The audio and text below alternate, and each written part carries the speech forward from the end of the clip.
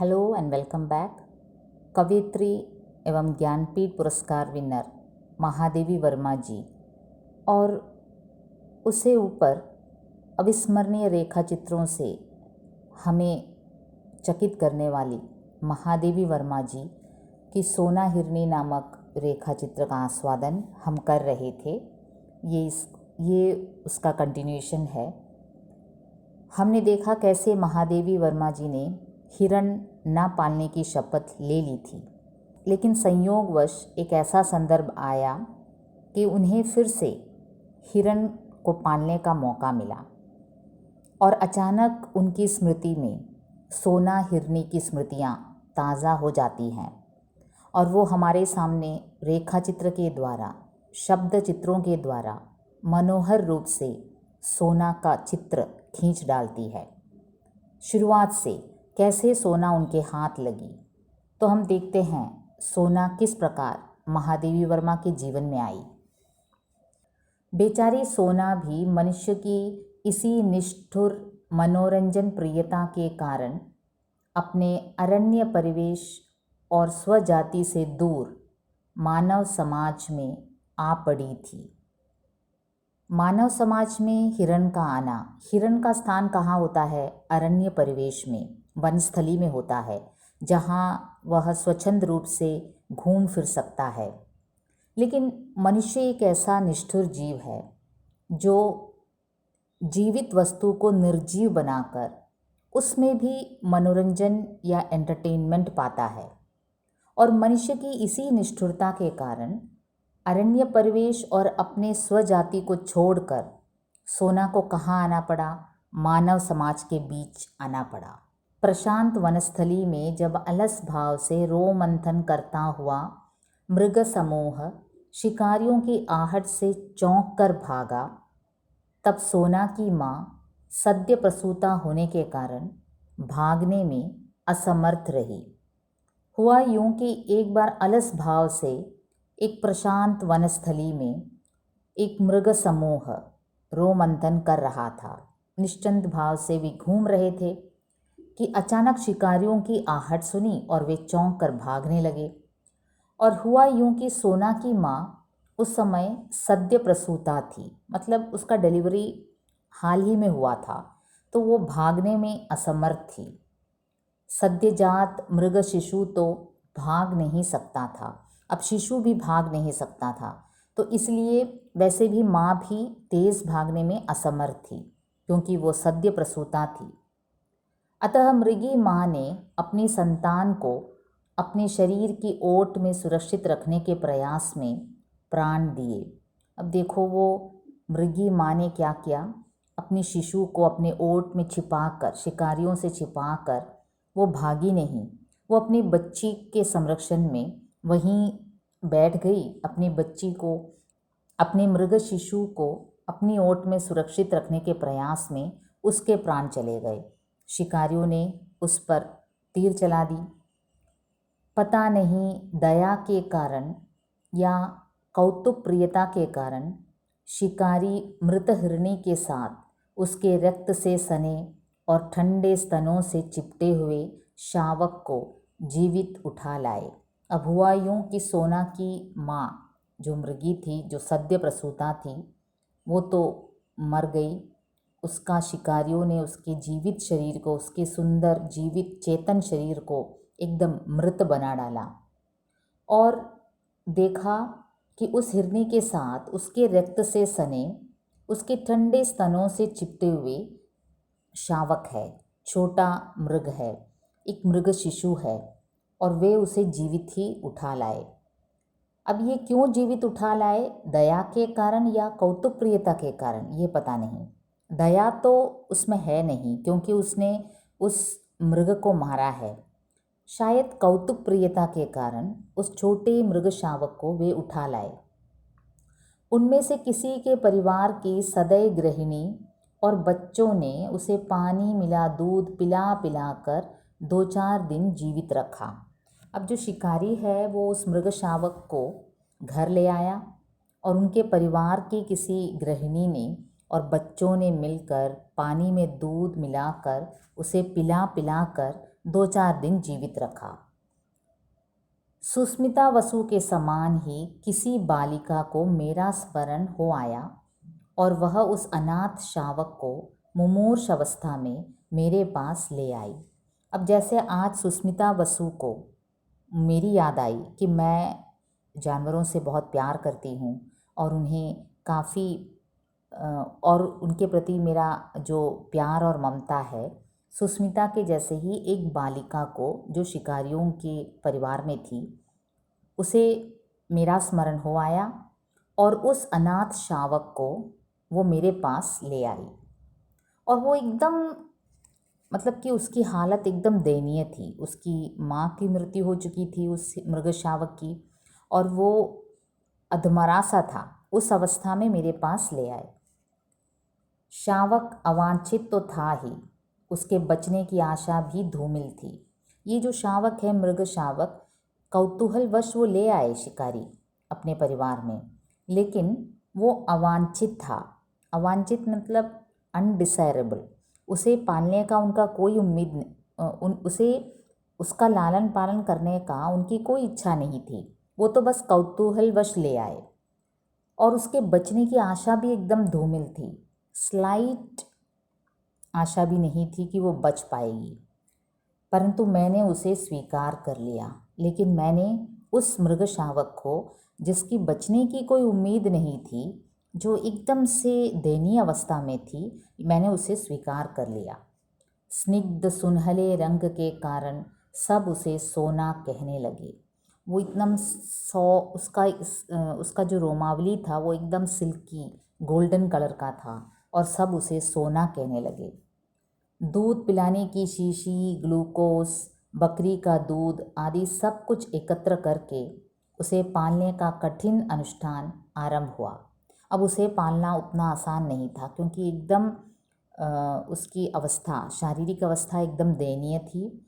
उसे दूध पिलाना था और फीडिंग बॉटल में पिलाना था। बकरी का दूध, ग्लूकोज सब एकत्र करके उस मृग शावक को पालने का जो अनुष्ठान है वो हमने आरंभ किया। और उसकी रोमावली एकदम स्निग्ध सुनहले रंग की थी, अतः सब उसे सोना कहने लगे। उसके रूप रंग के अनुसार ही उसे सोना पुकारने लगे। उसका मुख इतना छोटा सा था कि उसमें शीशी का निप्पल समाता ही नहीं था। उसका मुंह इतना छोटा सा था कि फीडिंग बॉटल का जो निप्पल है वो उसके मुंह में समाता ही नहीं था। उस पर उसे पीना भी नहीं आता था। कैसे फीडिंग बॉटल से सक करके दूध पिया जाता है वो भी उसे नहीं आता था। फिर धीरे धीरे उसे पीना ही नहीं, दूध की बोतल पहचानना भी आ गया। लेकिन धीरे धीरे आदत पड़ गई, उसे दूध की बोतल पहचानना भी आ गया। आंगन में कूदते फांते हुए भी भक्तिन को बोतल साफ करते देख कर वह दौड़ आती और अपनी तरल चकित आँखों से उसे ऐसे देखने लगती मानो वह कोई सजीव मित्र हो। अब धीरे धीरे उसकी शारीरिक अवस्था बेहतर होने लगी। उसे दूध की बोतल से पीना आ गया, और यहाँ तक कि दूध की बोतल देखते ही वो एक्साइटेड हो जाती थी।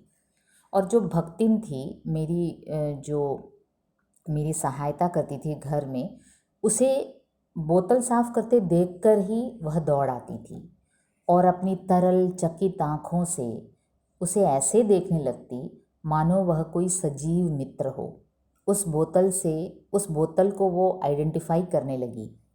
उसने रात में मेरे पलंग के पाए से सट कर बैठना सीख लिया था। अब रात को मेरे पलंग के पाए से सट कर बैठ जाती थी, पर वहाँ गंदा न करने की आदत कुछ दिनों के अभ्यास से पड़ सकी। अब वो जानवर है, वहाँ गंदा कर देती थी, लेकिन धीरे धीरे उसका भी अभ्यास हो गया। अंधेरा होते ही वह मेरे कमरे में पलंग के पास आ बैठती और फिर सवेरा होने पर ही बाहर निकलती। अंधेरा होते ही मेरे पलंग के पास आ बैठती। मुझसे उसका एक खास लगाव पैदा हो गया और सवेरा होने पर बाहर निकलती। उसका दिन भर का कार्यकलाप भी एक प्रकार से निश्चित था। विद्यालय, और छात्रावास की विद्यार्थिनियों के निकट पहले वह कौतुक का कारण रही। जो वहाँ विद्यालय में महिला विद्यापीठ में चलाती थी, वहाँ के और हॉस्टल के छात्रावास की जो स्टूडेंट्स थे, लड़कियाँ थी, उनके निकट पहले वह तो एक कौतुक का कारण थी, क्योंकि एक हिरण को इस प्रकार अपने निकट पाना सभी के लिए मुमकिन नहीं है, नामुमकिन ही, दुर्लभ ही है। तो एक हिरण को अपने पास पाकर लड़कियां भी एकदम एक्साइटेड हो जाती थी। परंतु कुछ दिन बीत जाने पर वह उनके ऐसी प्रिय साथिन बन गई जिसके बिना उनका किसी काम में मन नहीं लगता था। अब धीरे धीरे सोना का हॉस्टल और स्कूल की जो लड़कियों से इतना मेल मिलाप हो गया कि सोना के बिना उनका मन किसी काम में नहीं लगता था। दूध पीकर और भीगे चने खाकर सोना कुछ देर कंपाउंड में चारों पैरों को संतुलित कर चौकड़ी भरती। फिर वह छात्रावास पहुंचती और प्रत्येक कमरे का भीतर बाहर निरीक्षण करती। अब उसका एक नियमित रूप से टाइम टेबल सा हो गया। पहले दूध पीती, फिर भीगे चने खाती और कुछ देर कंपाउंड में चारों पैरों को बैलेंस करके चौकड़ी भरती। और फिर क्या करती, हॉस्टल पहुंच जाती और हर एक कमरे का भीतर बाहर निरीक्षण करती, जैसे कोई वार्डन हो। हॉस्टल के हर एक कमरे के भीतर बाहर निरीक्षण करती। सवेरे छात्रावास में विचित्र सी क्रियाशीलता रहती है। अब जब जैसे सबको पता है लेडीज़ हॉस्टल में सवेरा क्या होता है, कोई छात्रा हाथ मुंह धोती है, कोई बालों में कंघी करती है, कोई साड़ी बदलती है, कोई अपनी मेज़ की सफाई करती है। तो ये तो हॉस्टल का होता ही है क्रम। हर एक कमरे में बच्चे अलग अलग क्रियाकलाप करते हैं। कोई बालों में कंघी करती है तो कोई साड़ी बदलती है, कोई स्नान करके भीगे कपड़े सूखने के लिए फैलाती है, तो कोई पूजा करती है। ये तो होता ही रहता है। सोना के पहुंच जाने पर इस विविध कर्म संकुलता में एक नया काम और जुड़ जाता था। कोई छात्रा उसके माथे पर कुमकुम का बड़ा सा टीका लगा देती। अब सोना का नियमित रूप से हॉस्टल के हर कमरे का निरीक्षण करना एक क्रम सा बन गया था। कोई छात्रा उसके माथे पर कुमकुम का बड़ा सा टीका लगा देती, कोई गले में रिबन बांध देती और कोई पूजा के बताशे खिला देती। तो ये एक एंटरटेनमेंट हो गया। मेस में उसके पहुंचते ही छात्राएं ही नहीं, नौकर चाकर तक दौड़ आते और सभी उसे कुछ ना कुछ खिलाने को उतावले रहते। ये हॉस्टल के मेस रूम में भी पहुंच जाती और वहाँ जब सोना पहुंचती तो सभी उसके पास पहुंचते, उसे प्यार करते, उसे कुछ खाना वाना खिलाते। यहाँ तक कि नौकर चाकर भी वहाँ पहुँच जाते और कुछ ना कुछ तो उसे खिलाते ही। परंतु उसे बिस्कुट को छोड़कर कम खाद्य पदार्थ पसंद थे। बिस्किट उसका फेवरेट था, बाकी सभी खाद्य पदार्थ उसे ज़्यादा पसंद नहीं था। छात्रावास का जागरण और जलपान अध्याय समाप्त होने पर वह घास के मैदान में कभी धूप चरती और कभी उस पर लौटती रहती। अब हॉस्टल से निकलती, फिर बाहर आती और मैदान में कभी धूप चरती तो कभी उस पर लौट जाती। मेरे भोजन का समय वह किस प्रकार जान लेती थी, यह समझने का उपाय नहीं है, परंतु वह ठीक उसी समय भीतर आ जाती और तब तक मुझसे सटी खड़ी रहती जब तक मेरा खाना समाप्त न हो जाता। अब ये आश्चर्य की बात है कि वो हिरण शावक सोना कैसे समझ जाती थी मेरा जो खाने का टाइम है। जैसे ही मैं भोजन के सामने बैठती, ये बाहर से अंदर आ जाती और मुझसे सटी खड़ी रहती जब तक मेरा खाना समाप्त न हो जाता। अब ये आश्चर्य की बात है कि हिरण कैसे ये समझ लेता है। कुछ चावल, रोटी आदि उसको भी प्राप्य रहता था, परंतु उसे कच्ची सब्जी ही अधिक भाती थी। मैं भी कुछ ना कुछ अपने भोजन से उसे दे देती थी और वो उसकी इच्छुक भी थी, मुझसे सटी रहती, लेकिन उसे सबसे ज़्यादा पसंद कच्ची सब्जी ही थी। घंटी बजते ही वह फिर प्रार्थना के मैदान में पहुंच जाती और उसके समाप्त होने पर छात्रावास के सामने ही कक्षाओं के भीतर बाहर चक्कर लगाना आरंभ करती।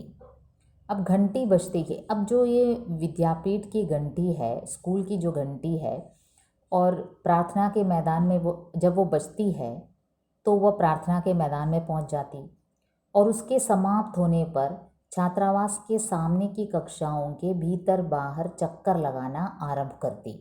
अब देखो, हॉस्टल में रूम्स में ऐसे चक्कर लगाती, निरीक्षण करती जैसे वो हॉस्टल की वार्डन हो।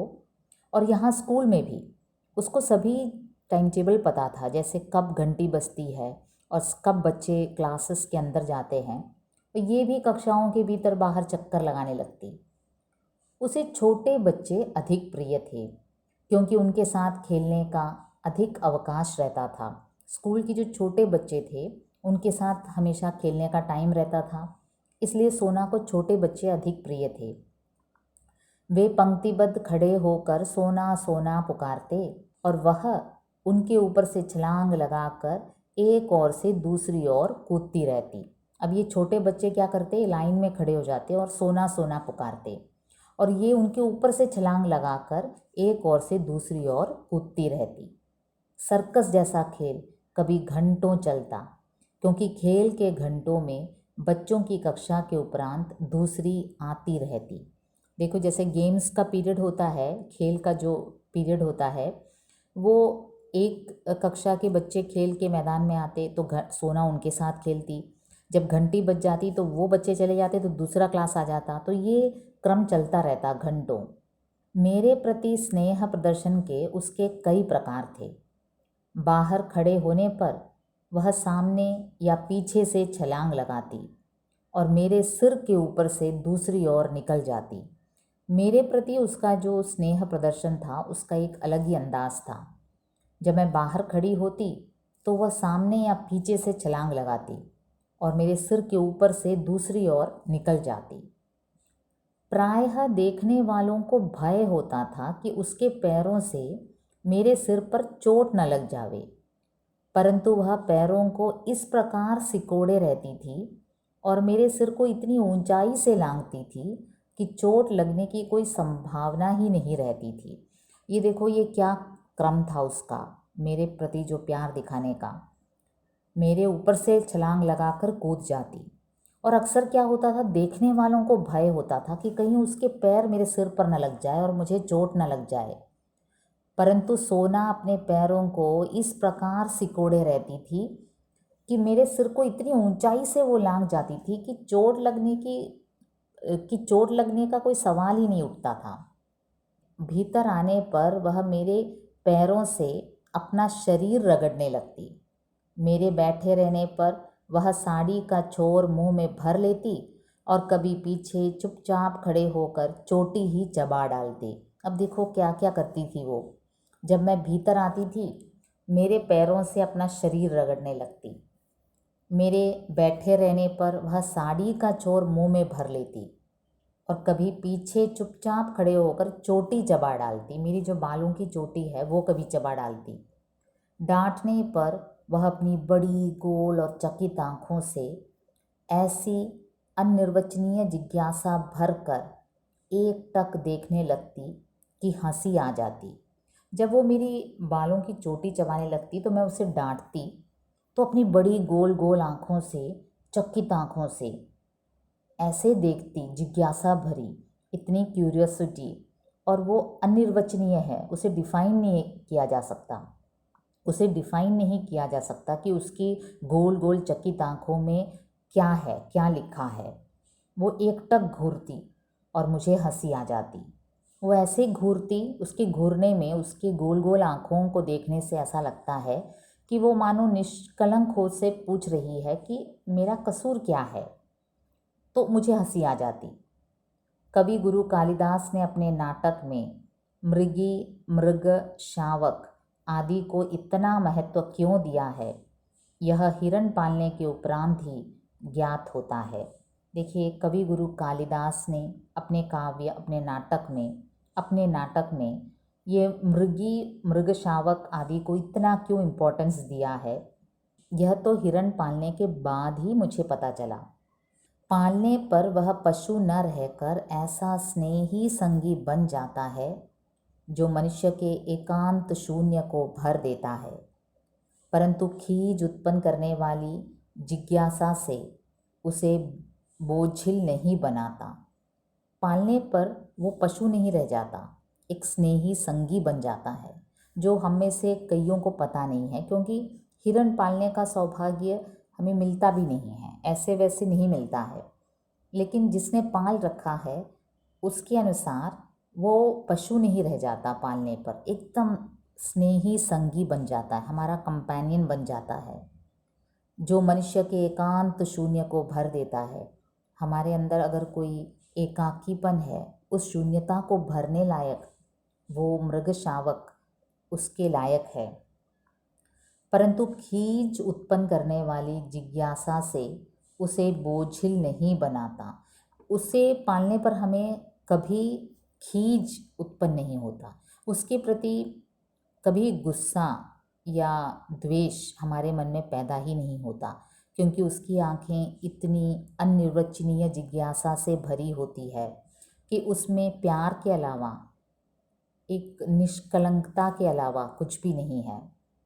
यदि मनुष्य दूसरे मनुष्य से केवल नेत्रों से बात कर सकता तो बहुत से विवाद समाप्त हो जाते, परंतु प्रकृति को यह अभीष्ट नहीं रहा होगा। अब सोना को पालने के बाद मुझे लगा कि नेत्रों और नेत्रों से बात करना कितनी अच्छी बात है। जैसे मृग शावक के गोल गोल नेत्र देखकर हमें कभी उस पर गुस्सा करने का मन नहीं करता, केवल प्यार और निष्कलंकता झलकती है। तो मुझे कभी कभी लगता है कि आदमी को भी अगर केवल नेत्रों से बात करने का होता तो कितना अच्छा होता। आदमी मुंह खोलता है तो द्वेष, अहंकार, ये सब झलकता है। केवल नेत्रों से बात करे तो अच्छा रहता, लेकिन प्रकृति को शायद अभीष्ट न रहा हो। संभवतः इसी से मनुष्य वाणी द्वारा परस्पर किए गए आघातों और सार्थक शब्दभार से अपने प्राणों पर इन भाषाहीन जीवों की स्नेह तरल दृष्टि का चंदन लेप लगाकर स्वस्थ और आश्वस्त होना चाहता है। मुझे तो कभी कभी लगता है कि मनुष्य वाणी द्वारा एक दूसरे पर आघात पहुंचाता है, सार्थक शब्दभार से दूसरों को हानि पहुंचाता है। और कई बार ऐसा होता है, इस प्रकार के आघातों से मुक्ति पाने के लिए ये इन मृग शावकों के भाषाहीन स्नेह तरल दृष्टि को चंदन लेप के समान लगाकर अपने आप को स्वस्थ और आश्वस्त होना चाहता है। मानव दूसरों को अपनी भाषा के द्वारा, अपनी शब्द शक्ति के द्वारा आघात पहुंचाता है, और जो आघात मानव को मिलता है उसे मिटाने के लिए चंदन लेप के समान इन मृग शावकों की ये जो स्नेह तरल दृष्टि काफ़ी है। सरस्वती वाणी से ध्वनित प्रतिध्वनित कण्व के आश्रम में ऋषियों, ऋषि पत्नियों, ऋषि कुमार कुमारिकाओं के साथ मूक अज्ञान मृगों की स्थिति भी अनिवार्य है। मंत्रपूत कुटियों के द्वार को निहारकन चाहने वाले मृग रूंध लेते हैं। विदा लेती हुई शकुंतला का गुरुजनों के उपदेश आशीर्वाद से बोझिल अंचल उसका अपत्यवत पालित मृगछौना थाम लेता है। जब शकुंतला कण्व के आश्रम से विदा लेती थी, उस समय उसकी जो मृगछौना है उसके अंचल को थाम लेती है बड़े प्यार से।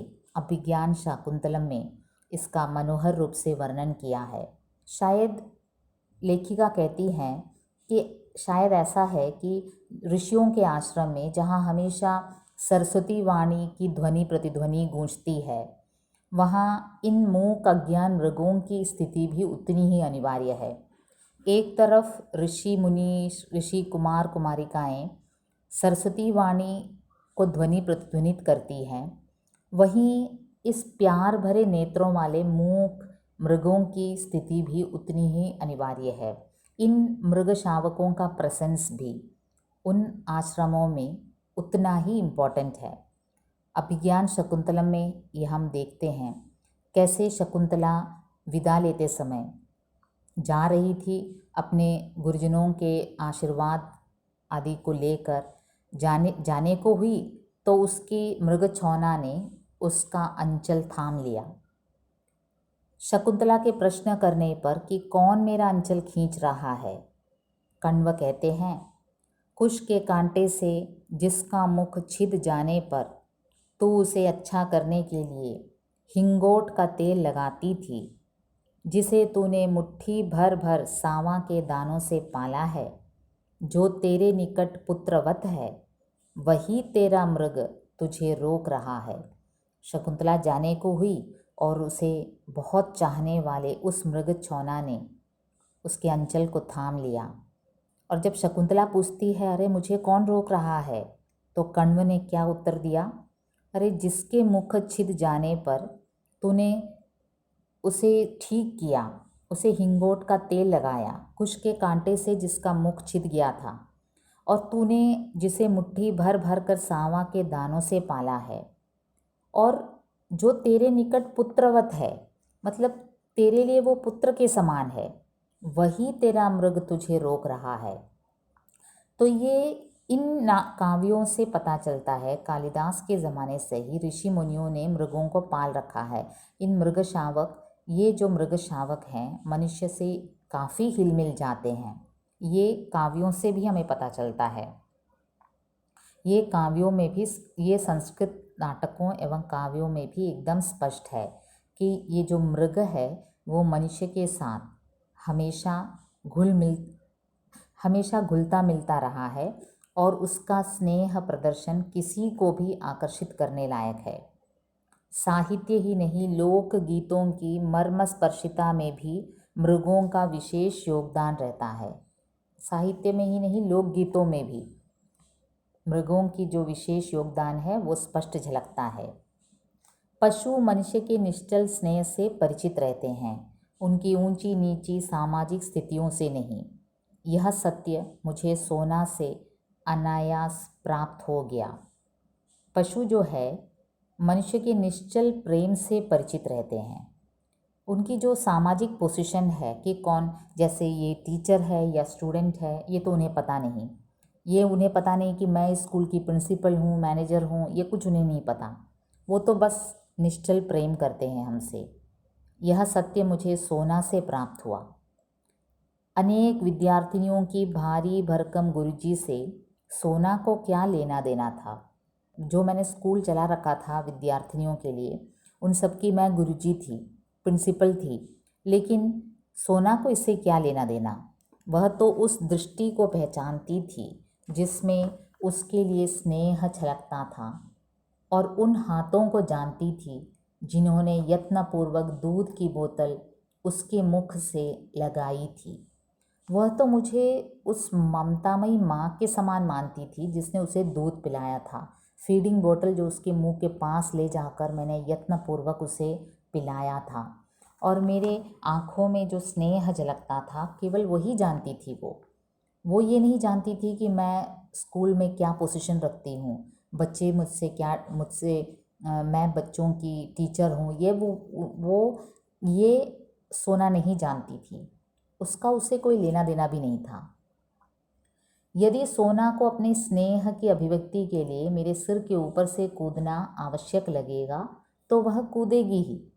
मेरी किसी अन्य परिस्थिति से प्रभावित होना उसके लिए संभव ही नहीं था।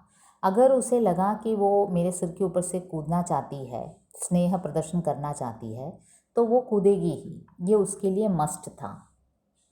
कुत्ता स्वामी और सेवक का अंतर जानता है, और स्वामी की स्नेह या क्रोध की प्रत्येक मुद्रा से परिचित रहता है।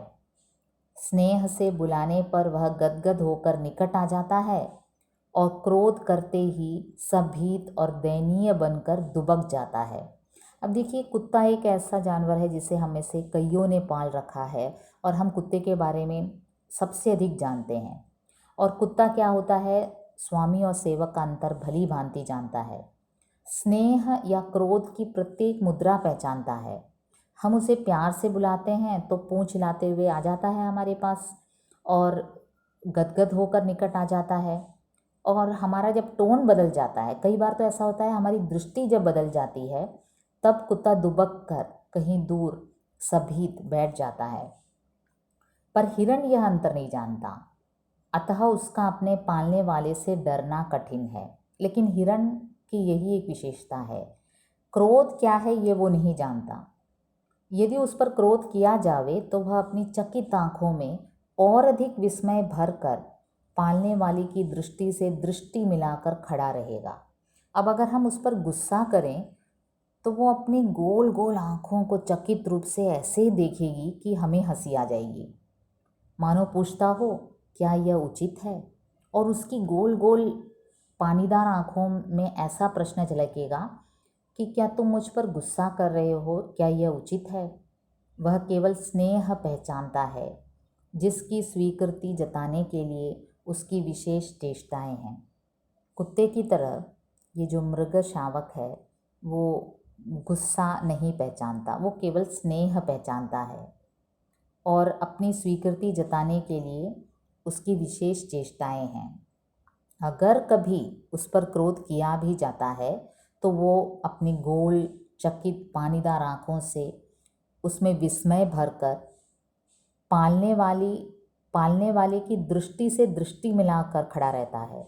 और हमें उसकी आँखों को देखकर ऐसा लगता है मानो वो पूछ रहा हो क्या यह उचित है कि तुम मुझ पर गुस्सा कर रहे हो।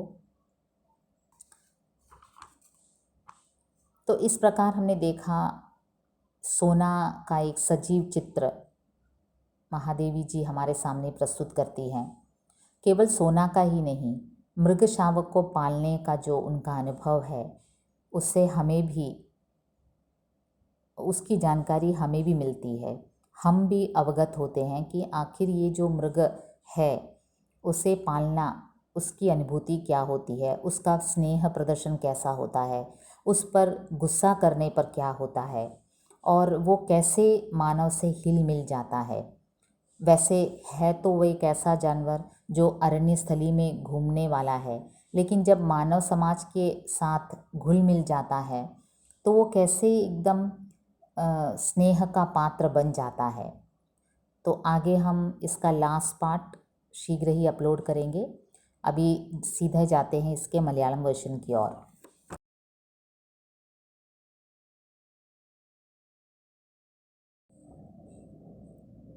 ജ്ഞാൻപീഠ് പുരസ്കാർ വിന്നർ കവയിത്രി മഹാദേവി വർമ്മയുടെ വളരെ ഇൻട്രസ്റ്റിംഗ് ആയിട്ടുള്ള ഒരു രേഖാചിത്രം സോന ഹിർണിയുടെ പാർട്ട് 2ലേക്ക് ഏവർക്കും സ്വാഗതം. ഒരു മാനിനെ വളർത്തുന്ന അനുഭവം അതെല്ലാവർക്കും കിട്ടുന്ന ഒന്നല്ല. അത് വളർത്തിയപ്പോൾ ഉണ്ടായ അനുഭവമാണ് മഹാദേവി വർമ്മ ഈ സോന ഹിർണിയിലൂടെ നമുക്ക് കാട്ടിത്തരുന്നത്. ഇതൊരു രേഖാചിത്രമാണ്, ക്യാരക്ടർ സ്കെച്ചാണ്. വാക്കുകൾ കൊണ്ട് വരച്ച് നിർമ്മിക്കുന്ന സോനയുടെ ആ ഒരു ക്യാരക്ടർ നമ്മുടെ മുമ്പിൽ മെല്ലെ മെല്ലെ തെളിഞ്ഞു വരികയാണ്. എങ്ങനെ ഒരു മാനിനെ മഹാദേവി വർമ്മയ്ക്ക് കിട്ടി, അതിനെ വളർത്തിയ അനുഭവം, അതാണ് ഇവിടെ ഷെയർ ചെയ്യുന്നത്.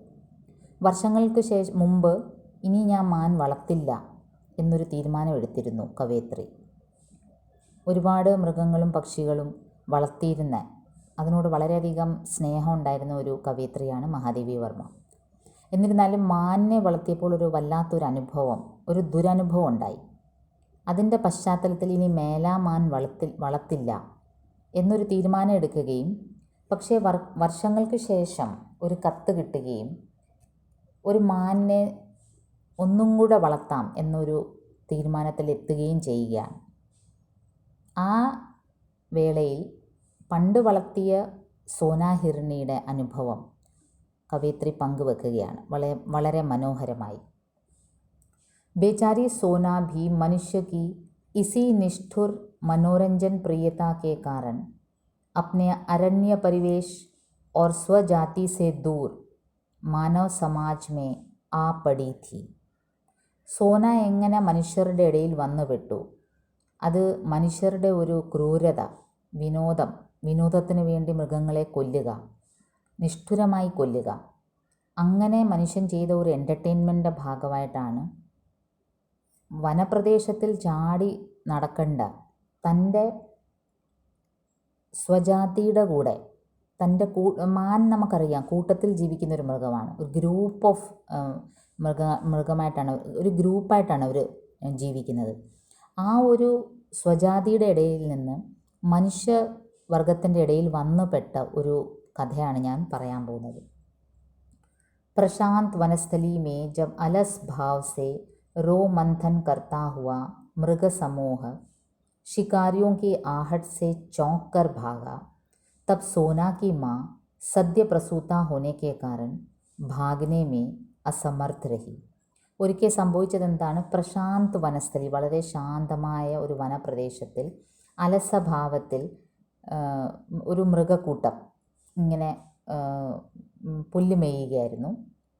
പെട്ടെന്ന് ഷിക്കാരിയോം കി ആഹട്ട് സെ ചോങ്കർ ഭാഗ, പെട്ടെന്ന് വേട്ടക്കാരുടെ സൗണ്ട് കേട്ട് അവർ അങ്ങോട്ടും ഇങ്ങോട്ടും ചെതറി ഓടി. പക്ഷേ ഈ സോനയുടെ അമ്മ ആ സമയത്ത് സദ്യപ്രസൂതായിരുന്നു. സദ്യപ്രസൂത എന്ന് വെച്ചാൽ സോനയെ പ്രസവിച്ച് അധികം ദിവസം ആയില്ലായിരുന്നു. അതുകൊണ്ട് വോ ഭാഗിനെ അസമർത്ഥ രഹി, മറ്റ് മൃഗങ്ങൾ ഓടുന്നത് പോലെ അതിന് ഓടാൻ പറ്റിയില്ല.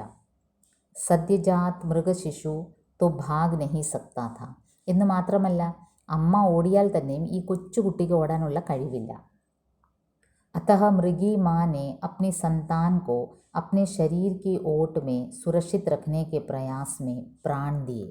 അപ്പോൾ ഈ അമ്മ എന്ത് ചെയ്തു? തൻ്റെ കുഞ്ഞിനെ വളരെ സേഫായിട്ട് നെഞ്ചോട് ചേർത്ത് വെച്ച് അതിങ്ങനെ അമങ്ങിയിരുന്നു കുഞ്ഞിനെ രക്ഷിക്കാൻ വേണ്ടി. പക്ഷേ അമ്പ് വന്ന് ഈ മാനിന് കൊള്ളുകയും ഈ സോനയുടെ അമ്മ മരിക്കുകയും ചെയ്തു.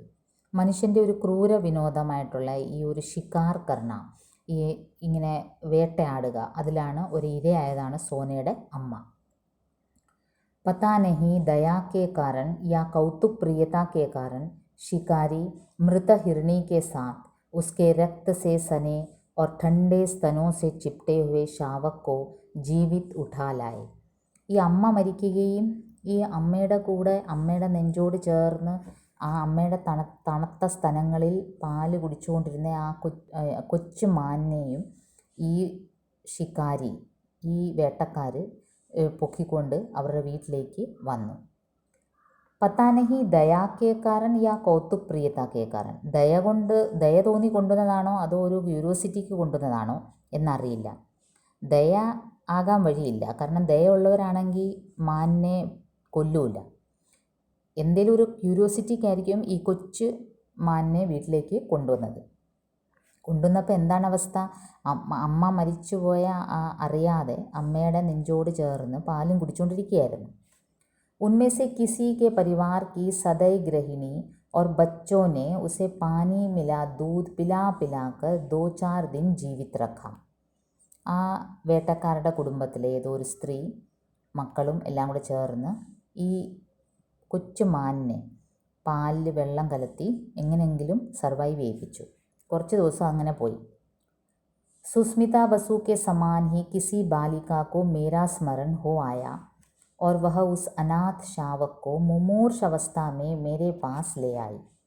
ഇന്ന് സുസ്മിത ബസുവിന് എൻ്റെ ഓർമ്മ വന്നതുപോലെ എനിക്ക് മൃഗങ്ങളോട് വളരെ ഇഷ്ടമാണ്, മമതയാണ്, ഞാൻ അവരെ വളരെ കെയറായിട്ട് വളർത്തും എന്ന ഒരു തോന്നൽ ആ വേട്ടക്കാരുടെ കുടുംബത്തിലെ ഒരു പെൺകുട്ടിക്കും പെട്ടെന്ന് എന്നെ ഓർമ്മ വന്നു. എന്നിട്ടത് ഈ ചാവാറായി കിടക്കുന്ന ഈ കൊച്ചു മാൻകുട്ടിയെ എൻ്റെ അടുത്തേക്ക് കൊണ്ടുവന്നു. എൻ്റെ അടുത്തേക്ക് കൊണ്ടുവന്നപ്പോൾ ഈ മാനിൻ്റെ ശാരീരിക അവസ്ഥ വളരെ വീക്കായിരുന്നു. शावक अवांछित तो था ही, उसके बचने की आशा भी धूमिल थी, परंतु मैंने उसे स्वीकार कर लिया. ഈ മൃഗശാവക്, കാരണം ഒരു മാനാണ്, മാൻകുട്ടിയെ വളർത്തുന്നത് അത്ര എളുപ്പമല്ല. കാരണം മാൻ പെട്ടെന്ന് വളർന്ന് വലുതായി അതിന് വലിയ മൈതാനമൊക്കെ വേണം. അതുകൊണ്ട് ഒരു പട്ടിക്കുട്ടിയെ പൂച്ചക്കുട്ടിയെ വളർത്തുന്ന പോലെ അത്ര ഡിസൈറബിൾ അല്ലായിരുന്നു ഈ മാനിനെ വളർത്തുക എന്നുള്ളത്. അവാഞ്ചിതായിരുന്നു, അൺഡിസൈറബിൾ ആയിരുന്നു. ലേക്കിൻ ഓർ ഉസ്കെ ബച്ചനെ കി ആശാ ബി ധൂമിൽ തി, അത് മാത്രമല്ല അതിൻ്റെ അവസ്ഥ കണ്ടാൽ അത് ജീവിച്ചിരിക്കുമെന്ന് തന്നെ ഡൗട്ടായിരുന്നു. പരന്തു മേനെ ഉസേ സ്വീകാർ കർ ലിയ, പക്ഷെ ഞാൻ ആ മാനിനെ കൈവിട്ടില്ല, ഞാൻ അതിനെ അക്സെപ്റ്റ് ചെയ്തു. സ്നിഗ്ധ സുൻഹലെ രംഗ് കെ കാരൻ സബ് ഉസേ സോന കഹനെ ലഗെ, അതിൻ്റെ ആ ഒരു ഗോൾഡനിഷ് കളറിലെ ഒരു രോമാവലിയും അതിനെ കണ്ടാൽ തന്നെ ഒരു ഗോൾഡൻ കളറായിരുന്നു. അതുകൊണ്ട് എല്ലാവരും അതിനെ സോന സോന എന്ന് വിളിച്ചു. दूध पिलाने की शीशी, ग्लूकोज, बकरी का दूध आदि सब कुछ एकत्र करके उसे पालने का कठिन अनुष्ठान ആരംഭ हुआ. പിന്നീട് അതിന് ജീവൻ നിലനിർത്തുക എന്നതാണ് ഞങ്ങളുടെ ദൗത്യമായി മാറി.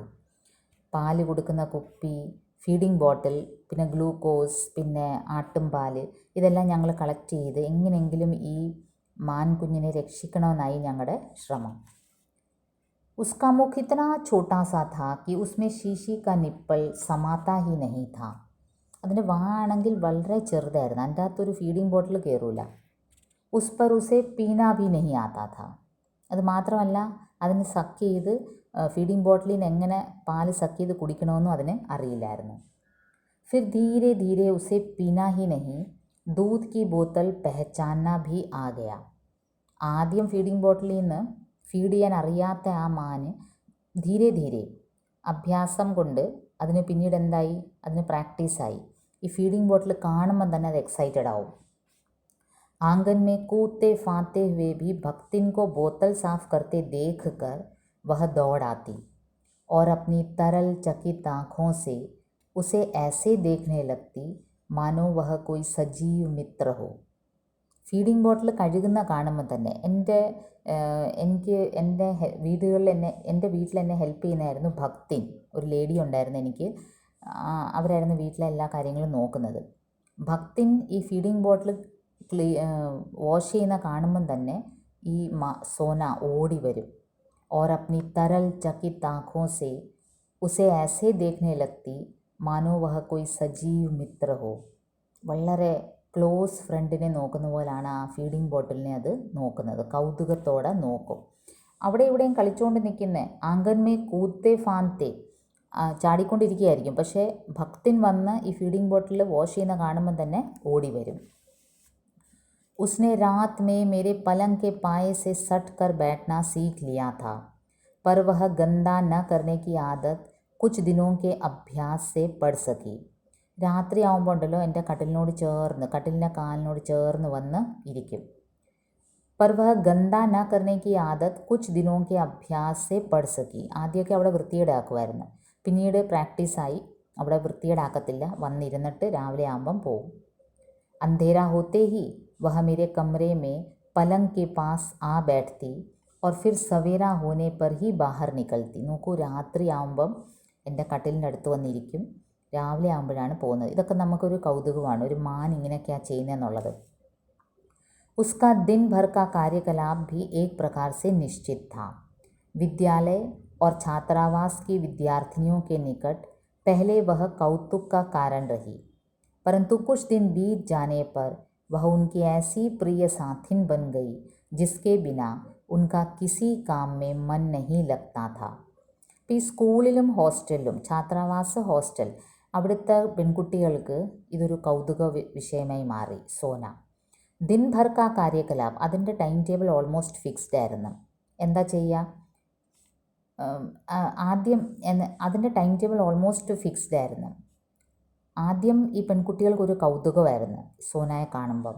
പക്ഷേ ഓരോ ദിവസവും കഴിയും തോറും ഈ സോന ഉൻകി പ്രിയ സാഥിൻ ബൻ ഗയി, അവരുടെ ഏറ്റവും ബെസ്റ്റ് ഫ്രണ്ടായി മാറി. ജിസ്കെ ബിനാ ഉൻകാ കിസി കാം മേ മൻ നഹി ലഗ്താ ഥാ. സോന ഇല്ലാതെ അവർക്ക് ഒരു എക്സൈറ്റ്മെൻറ്റും ഇല്ലായിരുന്നു. दूध पीकर और भीगे चने खाकर सोना कुछ देर कॉम्पाउंड में चारों पैरों को संतुलित कर चौकड़ी भरती. പാല് കുടിക്കും, ചന കഴിക്കും, എന്നിട്ട് കോമ്പൗണ്ടിൽ 4 കാലുകൊണ്ട് ചാടി ചാടി ഓടും. फिर वह छात्रावास पहुंचती और प्रत्येक कमरे का भीतर बाहर निरीक्षण करती.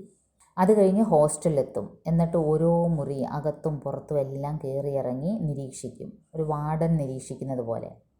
സവേരെ ഛാത്രാവാസ് മേ വിചിത്ര സി ക്രിയാശീലത രഹത്തി ഹൈ. അപ്പോൾ രാവിലെ ഹോസ്റ്റലിൽ, ലേഡീസ് ഹോസ്റ്റലിൽ സീൻ നമുക്ക് ഊഹിക്കാവുന്നേ ഉള്ളൂ. कोई छात्रा हाथ मुँह धोती है, कोई बालों में कंघी करती है. അപ്പോൾ ചില പെൺകുട്ടികൾ കൈയും മുഖമൊക്കെ വാഷ് ചെയ്യുമായിരിക്കും, ചിലർ മുടി ചീവുമായിരിക്കും. कोई साड़ी बदलती है, ചിലർ സാരി ഇടുമായിരിക്കും, ചിലർ സാരി ഉടുക്കുമായിരിക്കും. कोई अपनी मेज की सफाई करती है. അപ്പോൾ ഹോസ്റ്റലിൽ ആസ് യൂഷ്വൽ മോർണിംഗിൽ നല്ല ആക്ടിവിറ്റീസ് ആയിരിക്കും. कोई स्नान करके भीगे कपड़े सूखने के लिए फैलाती है. और कोई पूजा करती है. ചിലർ തുണി വസ്ത്രം കഴുകി വിരിക്കുകയായിരിക്കും, ചിലർ പൂജ ചെയ്യുമായിരിക്കും. सोना के पहुंच जाने पर इस विविध कर्म संकुलता में एक नया काम और जुड़ जाता था. സോന ഹോസ്റ്റലിൽ എത്തിക്കഴിഞ്ഞാൽ ഈ പെൺകുട്ടികളുടെ ആക്ടിവിറ്റീസിൽ ഒരു ഐറ്റവും കൂടെ വരും. എന്താണ്? कोई छात्रा उसके माथे पर कुमकुम का बड़ा सा टीका लगा देती. ഈ സോനയെ കണ്ട ഉടനെ അതിനെ നെറ്റിയിൽ കുങ്കുമത്തിൻ്റെ ഒരു വലിയ പൊട്ട് പെൺകുട്ടികൾ ഇട്ട് കൊടുക്കും. कोई गले में रिबन बांध देती. ചിലർ കഴുത്തിൽ റിബണൊക്കെ കെട്ടിക്കൊടുക്കും. तो कोई पूजा के बताशे खिला देती. പൂജ ചെയ്ത് കഴിഞ്ഞുള്ള ആ ഒരു പ്രസാദം അത് കൊടുക്കും. मेस में उसके पहुंचते ही छात्राएं ही नहीं नौकर चाकर तक दौड़ आते और सभी उसे कुछ ना कुछ खिलाने को उतावले रहते. അതുപോലെ ഹോസ്റ്റലിലെ മെസ് റൂമിൽ കയറി ചെല്ലും. സോനയെ കണ്ട ഉടനെ എല്ലാ കുട്ടികളും ഓടി വരും. ഇവൻ നോക്കർ ചാക്കർ, അവിടുത്തെ ജോലിക്കാർ വരെ ഓടി വന്ന് എന്തെങ്കിലും അതിൻ്റെ വായിൽ വെച്ചു കൊടുക്കും. परंतु उसे बिस्कुट को छोड़कर कम खाद्य पदार्थ पसंद थे. പക്ഷേ സോനയുടെ ഏറ്റവും ഫേവറേറ്റ് ബിസ്ക്കറ്റ് ആയിരുന്നു. छात्रावास का जागरण और जलपान अध्याय समाप्त होने पर वह घास के मैदान में कभी धूप चरती और कभी उस पर लोटती रहती. രാവിലെ ഹോസ്റ്റലിൻ്റെ മുറികളിൽ മെസ്സിലും എല്ലാം ഒരു റൗണ്ട് അടിച്ചു കഴിഞ്ഞ് പിന്നെ അങ്ങോട്ട് വരും മൈതാനത്തിൽ. അവിടെ ഒന്നെങ്കിൽ പുല്ല് കഴിക്കും, അതല്ല എങ്കിൽ പുല്ലിൽ കിടന്ന് ഉരുളും. मेरे भोजन का समय वह किस प्रकार जान लेती थी यह समझने का उपाय नहीं है, परंतु वह ठीक उसी समय भीतर आ जाती और तब तक मुझसे सटी खड़ी रहती जब तक मेरा खाना समाप्त न हो जाता. എൻ്റെ ഭക്ഷണം കഴിക്കുന്ന സമയം എങ്ങനെയാണെന്നറിയില്ല സോനയ്ക്ക് പിടികിട്ടിയിരിക്കുന്നത്. വെളിയിൽ കളിച്ചുകൊണ്ടിരിക്കുന്ന മൈതാനത്തിൽ ഉരുണ്ടുകൊണ്ടിരിക്കുന്ന സോന കറക്റ്റ് ഷാർപ്പ് ഞാൻ ഭക്ഷണം കഴിക്കുന്ന സമയമാകുമ്പം എൻ്റെ അടുത്ത് വന്ന് എന്നോട് ചേർന്ന് നിൽക്കും. और कुछ चावल रोटी आदि उसको भी प्राप्य रहता था, परंतु उसे कच्ची सब्जी ही अधिक भाती थी. ഞാൻ എൻ്റെ ഭക്ഷണത്തിൽ നിന്ന് അല്പം അതിനും കൊടുക്കുമായിരുന്നു, പക്ഷേ അതിന് എപ്പോഴും റോ വെജിറ്റബിൾസ് ആയിരുന്നു ഏറ്റവും ഫേവറേറ്റ്. घंटी बजते ही वह फिर प्रार्थना के मैदान में पहुंच जाती और उसके समाप्त होने पर छात्रावास के सामने ही कक्षाओं के भीतर बाहर चक्कर लगाना ആരംഭ करती. പിന്നെ സ്കൂളിൻ്റെ ബെല്ലടിക്കും, പ്രയറിന് സമയമാവും, അപ്പോൾ ഇതും മൈതാനത്തിൽ വരും. അത് കഴിഞ്ഞ് ക്ലാസ്സുകളിലെ ഭീത്തർ ബാഹർ ചക്കർ ലഗാത്തി. ഇപ്പോൾ പ്രിൻസിപ്പൽ റൗണ്ട്സ് അടിക്കുന്ന പോലെ ഓരോ ക്ലാസ്സിൻ്റെ അകത്തും പുറത്തുമൊക്കെ ഇതിങ്ങനെ നടക്കും. उसे छोटे बच्चे अधिक प्रिय थे क्योंकि उनके साथ खेलने का अधिक अवकाश रहता था.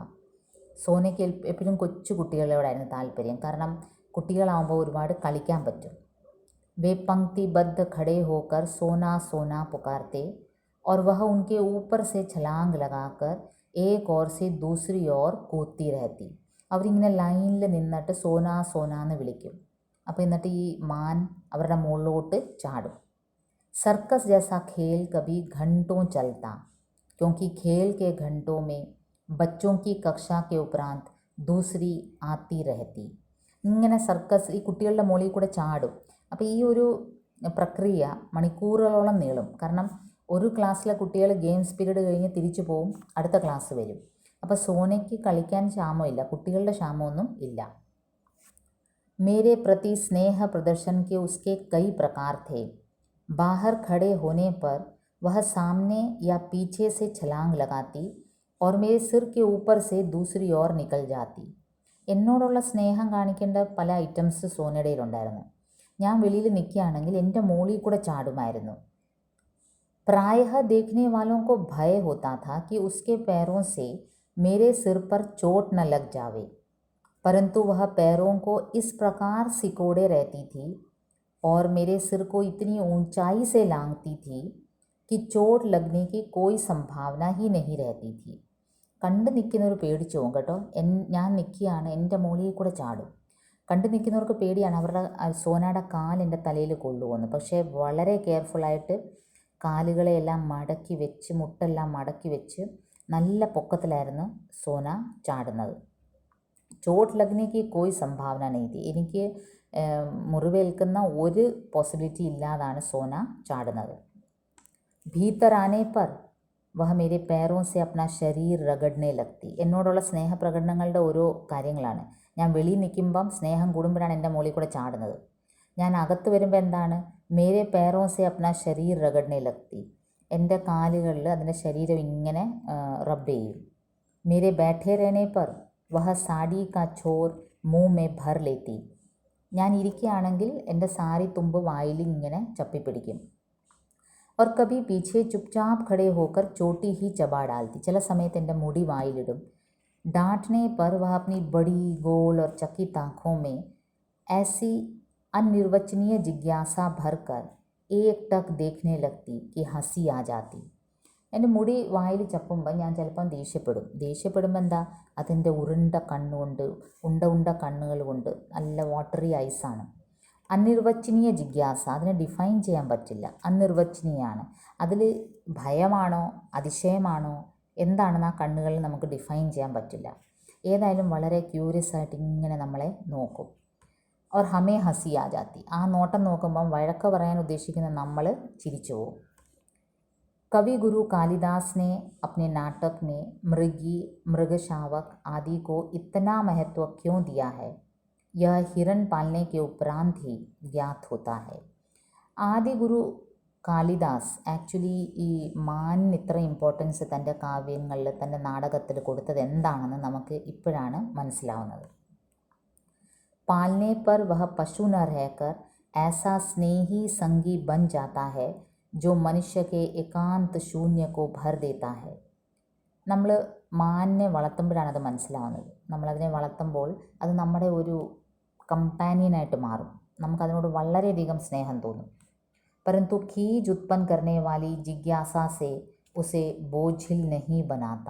അത് നമ്മളെ ഒരിക്കലും ഇറിറ്റേറ്റഡ് ആക്കില്ല. അതിന് ഖീജ് ഉത്പन्न ചെയ്യാൻ പോലും അറിയില്ല. ദേഷ്യപ്പെടുന്നതോ ദേഷ്യം മനസ്സിലാവുന്ന ഒരു മൃഗമല്ല മാൻ. यदि मनुष्य दूसरे मनुष्य से केवल नेत्रों से बात कर सकता तो बहुत से विवाद समाप्त हो जाते, परंतु प्रकृति को यह अभीष्ट नहीं रहा होगा. ഞാൻ പലപ്പോഴും ആലോചിക്കുമായിരുന്നു, മനുഷ്യർക്ക് ആക്ച്വലി ഈ സംസാരശേഷി ഇല്ലായിരുന്നെങ്കിൽ ഒരുപാട് പ്രശ്നങ്ങൾ ഇല്ലാതിരുന്നേനെ.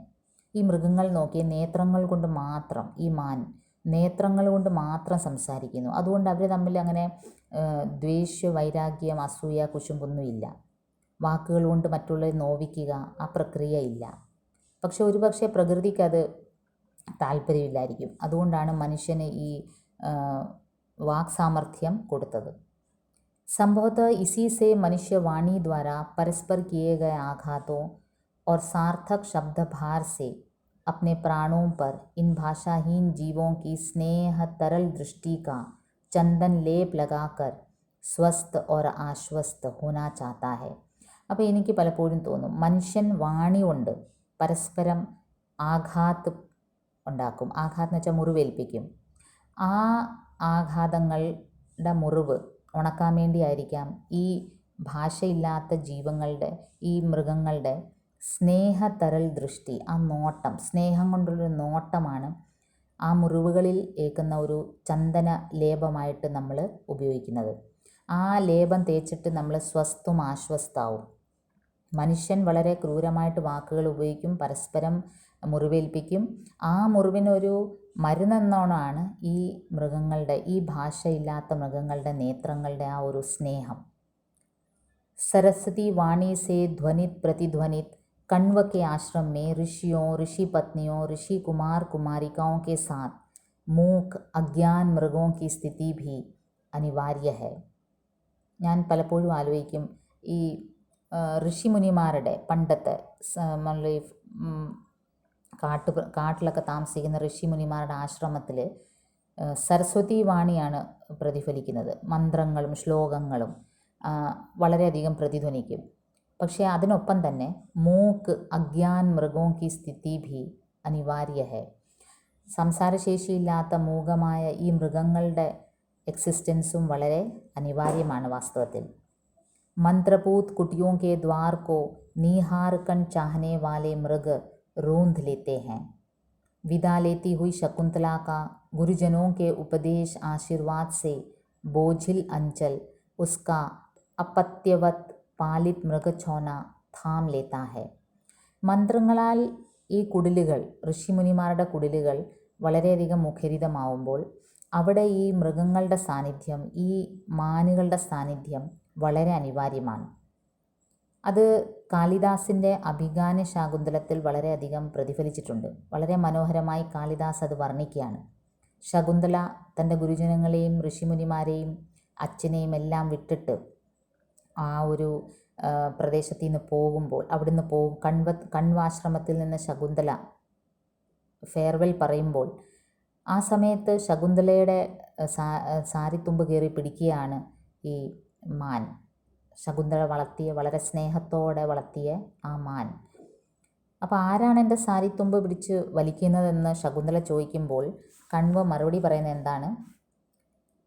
കുശ് के कांटे से जिसका मुख छिद जाने पर तो उसे अच्छा करने के लिए हिंगोट का तेल लगाती थी, जिसे तूने मुट्ठी भर भर सांवा के दानों से पाला है, जो तेरे निकट पुत्रवत है, वही तेरा मृग तुझे रोक रहा है. അപ്പോൾ കണ്വ മറുപടി പറയുന്നത്, നിന്നെ സ്നേഹത്തോടെ പോകണ്ട, അരുത് എന്ന് പറയുന്നത് ആരാണ്? വേറെ ആരുമല്ല. അതിൻ്റെ മുഖത്തൊരു മുള്ളു കൊണ്ടപ്പോൾ നീ വളരെ സ്നേഹത്തോടെ അതിനെ ലാളിച്ച് എണ്ണ തേച്ച് ഹിങ്കോട്ട് കത്തേൽ ലഗാക്കർ അതിനെ ആ മുറിവ് ഉണക്കിയ നീ, അതുപോലെ അതിനെ ധാന്യം കൊടുത്ത് വളർത്തിയ നീ, അത് നിനക്ക് ഒരു പുത്രനെ സമാനായിരുന്നു, പുത്രവത്തായിരുന്നു, പുത്രനെ പോലെയായിരുന്നു. ആ മൃഗാണ് നിന്നെ പോകണ്ട എന്ന് പറയുന്നത്. साहित्य ही नहीं, लोक गीतों की मर्मस्पर्शिता में भी मृगों का विशेष योगदान रहता है. മാനുകളുടെ ഇമ്പോർട്ടൻസ് സാഹിത്യത്തിലും ഫോക്ക് സോങ്സിലുമെല്ലാം വളരെയധികം ഉണ്ട്. पशु मनुष्य के निश्चल स्नेह से परिचित रहते हैं, उनकी ऊंची नीची सामाजिक स्थितियों से नहीं. यह सत्य मुझे सोना से अनायास प्राप्त हो गया. മൃഗങ്ങൾക്ക് നമ്മുടെ സ്നേഹം മാത്രമേ മനസ്സിലാവൂ. നമ്മൾ ഏത് പൊസിഷനാണ് കീപ്പ് ചെയ്യുന്നതെന്നൊന്നും മൃഗങ്ങൾക്ക് അറിയില്ല. നമ്മുടെ ഊഞ്ചി നീച്ചി സാമാജിക് സ്ഥിതി മൃഗങ്ങൾക്കറിയില്ല. അത് സോനയെ പരിചയപ്പെട്ടപ്പോഴാണ് എനിക്ക് മനസ്സിലായത്. ഇവിടെ ഉദ്ദേശിക്കുന്നത് എൻ്റെ സ്കൂളിലെ കുട്ടികളുടെ പൊസിഷൻ എന്താണ്, സോഷ്യൽ സെറ്റപ്പ് എന്താണ്, ഞാൻ അവരുടെ ആരാണ്, ഞാൻ ആ സ്കൂളിൻ്റെ പ്രിൻസിപ്പളാണ്, അല്ലെങ്കിൽ ഞാൻ അതിൻ്റെ മാനേജറാണ്, അതൊന്നും ഈ മൃഗത്തിന് അറിഞ്ഞുകൂടാ. अनेक विद्यार्थियों की भारी भरकम गुरुजी से सोना को क्या लेना देना था. वह तो उस दृष्टि को पहचानती थी जिसमें उसके लिए स्नेह छलकता था. ഈ കുട്ടികളുടെയൊക്കെ വളരെ സ്ട്രിക്റ്റ് ആയിട്ടുള്ളൊരു പ്രിൻസിപ്പളാണ് ഞാനൊന്നും സോനയ്ക്ക് അതുകൊണ്ടൊന്നും ഒരു കാര്യവും ഇല്ലായിരുന്നു. എൻ്റെ ആ സ്നേഹം നിറഞ്ഞ നോട്ടം മാത്രമായിരുന്നു അതിന് ലക്ഷ്യം. वो उन हाथों को जानती थी जिन्होंने यत्नपूर्वक दूध की बोतल उसके मुख से लगाई थी. വളരെ കെയറിങ്ങോടെ ഞാൻ അതിനെ ഫീഡിങ് ബോട്ടിലിൽ ഫീഡ് ചെയ്ത് വളർത്തി എന്നുള്ള അറിവ് മാത്രമേ അതിന് ഉണ്ടായിരുന്നുള്ളൂ. അല്ലാതെ ഞാൻ ആരാണ്, ഞാൻ ഈ സ്കൂളിലെ പ്രിൻസിപ്പളാണ്, അതൊന്നും ഇതിന് അറിയില്ലായിരുന്നു. यदि सोना को अपने स्नेह की अभिव्यक्ति के लिए मेरे सिर के ऊपर से कूदना आवश्यक लगेगा तो वह कूदेगी ही. मेरी किसी अन्य परिस्थिति से प्रभावित होना उसके लिए संभव ही नहीं था. ഞാൻ വെളിയിലിറങ്ങുമ്പം അതിനെന്നോട് സ്നേഹം പ്രകടിപ്പിക്കാൻ എൻ്റെ മുകളിൽ കൂടെ ചാടണമെന്ന് തോന്നിയാൽ അത് ഏത് കാരണവശാലും ഇത് ചാടും. ആ സമയത്ത് എൻ്റെ മാനസികാവസ്ഥ എന്താണ്, ഞാൻ വേറെ എന്തെങ്കിലും കാര്യത്തിൽ മുഴുകിയിരിക്കുകയാണെന്നൊന്നും അത് നോക്കത്തില്ല. അതിനുള്ള അറിവൊന്നും ഇല്ല. കുത്ത स्वामी और सेवक का अंतर जानता है और स्वामी की स्नेह या क्रोध की प्रत्येक मुद्रा से परिचित रहता है. നായയെ വളർത്തുന്നവർക്ക് അറിയാം. നായ എന്ന് പറയുമ്പം നമ്മൾ സർവ്വസാധാരണമായി വളർത്തുന്ന ഒരു മൃഗമാണ്.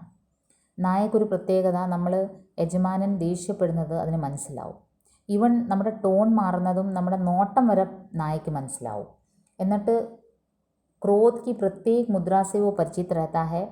സ്നേഹ സെ ബുലാനെ പർ വഹ ഗദ്ഗദ് ഹോക്കർ നിക്കട്ട് ആ ജാത്ത ഹൈ. നമ്മൾ സ്നേഹത്തോടെ വിളിക്കുകയാണെങ്കിൽ വളരെ നന്ദിയോടുകൂടി വാലാട്ടി നായ നമ്മുടെ അടുത്തേക്ക് വരും.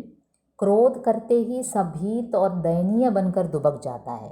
അതുപോലെ നമ്മൾ ദേഷ്യപ്പെടുവാണെങ്കിൽ, നമ്മുടെ ടോൺ മാറുവാണെങ്കിൽ അത് പേടിച്ച് മാറിപ്പോയി പമ്മിയിരിക്കും. പർ ഹിരണ്യ അന്തർ നഹി ജാനത. പക്ഷെ മാനിന് ഈ ഒരു ഡിഫറൻസ് അറിഞ്ഞുകൂടാ. അത്തഹ ഉസ്ക അപ്നെ പാലനെ വാലെ സെ ഡർന കഠിൻ ഹൈ. അതുകൊണ്ട് തന്നെ അതിന് നമ്മളെ ഒരിക്കലും പേടിയില്ല. യദി ഉസ് പർ ക്രോധ് കിയാ ജാവേ तो वह अपनी चकित आँखों में और अधिक विस्मय भर कर पालने वाली की दृष्टि से दृष्ടി മിലാക്കർ ഖടാ രഹേഗ. ഇനി എങ്ങനെ നമ്മൾ അതിനോട് ദേഷ്യപ്പെട്ടാലോ അതിങ്ങനെ നമ്മുടെ കണ്ണോട് കണ്ണ് ചേർന്ന് ഇങ്ങനെ നോക്കിയിരിക്കും അന്തം വിട്ട്. അതിൻ്റെ ഉരുണ്ട കണ്ണ് നല്ല വാട്ടറി ഐസാണ്, അതിങ്ങനെ നമ്മളെ നോക്കിയിരിക്കും. മാനു പൂഷ്താഹോ ക്യാ യ ഉചിത് ഹൈ. ആ കണ്ണുകൾ നമ്മളോട് ചോദിക്കുന്ന പോലെ തോന്നും, എന്നോട് ഇങ്ങനെ ദേഷ്യപ്പെടുന്നത് ശരിയാണോ. वह केवल स्नेह पहचानता है जिसकी स्वीकृति जताने के लिए उसकी विशेष चेष्टाएं हैं. അതിന് സ്നേഹം സ്നേഹിക്കാനും സ്നേഹപ്രകടനം നടത്താനും മാത്രമേ അറിയൂ. അതിന് പട്ടിയെപ്പോലെ അതിന് നായെപ്പോലെ കുരച്ച് ദേഷ്യം പ്രകടിപ്പിക്കാനൊന്നും അറിഞ്ഞുകൂടാ. അതാണ് ഒരു മാനിൻ്റെ പ്രത്യേകത. ദേഷ്യപ്പെട്ടാൽ നമ്മളെ ഇങ്ങനെ തുറിച്ചു നോക്കും, നമുക്ക് തന്നെ ചിരി വരും.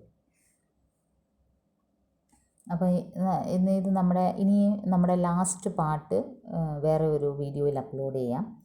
വളരെ മനോഹരമായി സോന എന്ന ആ ഒരു മാൻ നമ്മുടെ മുമ്പിൽ ഇങ്ങനെ ജീവനോടെ വരുന്ന പോലെയാണ് നമുക്ക് തോന്നിയത് അല്ലേ. ഒരു കൊച്ചു മാൻകുട്ടിയായിട്ട് മഹാദേവി വർമ്മയുടെ കയ്യിൽ കിട്ടുകയും അതിനെ ഫീഡിങ് ബോട്ടിൽ ഫീഡ് ചെയ്ത് വളരെ ദയനീയ അവസ്ഥയിൽ, അതിൻ്റെ ഫിസിക്കൽ അപ്പിയറൻസ് വളരെ ദയനീയമായിരുന്നു, പക്ഷേ അത് സർവൈവ് ചെയ്തു, എല്ലാവരുടെയും ഫേവറേറ്റായിട്ട് മാറി. ഹോസ്റ്റലിലും സ്കൂളിലും എല്ലാം വളരെ ഫ്രീ ആയിട്ട് കറങ്ങി നടക്കുന്ന സോന, കുട്ടികളുടെ കൂടെ കളിക്കുന്ന സോന. പിന്നെ നമ്മൾ കാണാത്ത ഒരു ആസ്പെക്റ്റാണ് മാനിനെ വളർത്തുമ്പോൾ ഉള്ള, എങ്ങനെയാണ് ഒരു രാത്രിയാവുമ്പം കട്ടിലിനോട് ചേർന്ന് വന്ന് ഇരിക്കുന്നതും രാവിലെ ഇറങ്ങിപ്പോകുന്നതും. പിന്നെ മുടിയൊക്കെ വായിൽ ഇങ്ങനെ സ്നേഹപ്രകടനമാണ്. സാരിത്തുമ്പ് ഈവൻ നമുക്കറിയാം ശകുന്തളയുടെ തുമ്പ്, സാരിത്തുമ്പ് വായിൽ കടിച്ച് അരുത് എന്ന് പറയുന്ന കാവ്യത്തിലുണ്ട്. അപ്പോൾ ഈ മാൻ മനുഷ്യനോട് ഇങ്ങനെ സ്നേഹമായിട്ട് അടുക്കുന്നു. ഏറ്റവും നല്ല ആസ്പെക്റ്റ് എന്താണെന്ന് വെച്ചാൽ അതിന് നമ്മൾ ദേഷ്യപ്പെട്ടാൽ അതറിയില്ല, ആ വികാരം അറിയില്ല, അതിന് കൗതുകത്തോടെ ഇങ്ങനെ നോക്കിയേ ചെയ്യുള്ളൂ. അപ്പോൾ ചുരുക്കം പറഞ്ഞാൽ കവയിത്രി ഇങ്ങനെയും കൂടെ പറഞ്ഞെഴുതി വെച്ചു, മനുഷ്യർക്ക് ഈ സംസാരശേഷി ഇല്ലായിരുന്നെങ്കിൽ എന്ന് പലപ്പോഴും തോന്നിപ്പോവും മാനിൻ്റെ ഈ സ്നേഹപ്രകടനം കണ്ട്. കണ്ണുകൾ കൊണ്ട് തന്നെ നോക്കി സ്നേഹം കൈമാറുന്ന ഒരു ജീവിയാണ് മാൻ. അപ്പം മനുഷ്യനും അങ്ങനെ ആയിരുന്നെങ്കിൽ ഒരുപാട് നോവിക്കലുകൾ, നമ്മൾ വാക്കുകൊണ്ട് പ്രവൃത്തി കൊണ്ട് കുത്തി നോവിക്കുന്നതൊക്കെ ഒരു പക്ഷേ ഇല്ലാതായനെ. അതുപോലെ തന്നെ ഇവിടെ പല പ്രാവശ്യമായിട്ട് കവയിത്രി മനുഷ്യരെ തന്നെ കുറ്റപ്പെടുത്തുകയാണ്. എന്നുവെച്ചാൽ ഈ ഒരു വേട്ടക്കാരുടെ ഒരു വിനോദം, ഒരു എൻ്റർടൈൻമെൻറ്റിന് വേണ്ടി വെറുതെ നല്ല ജീവനുള്ള ഒരു മൃഗത്തിനെ ജഡാക്കുക, കൊന്നിടുക.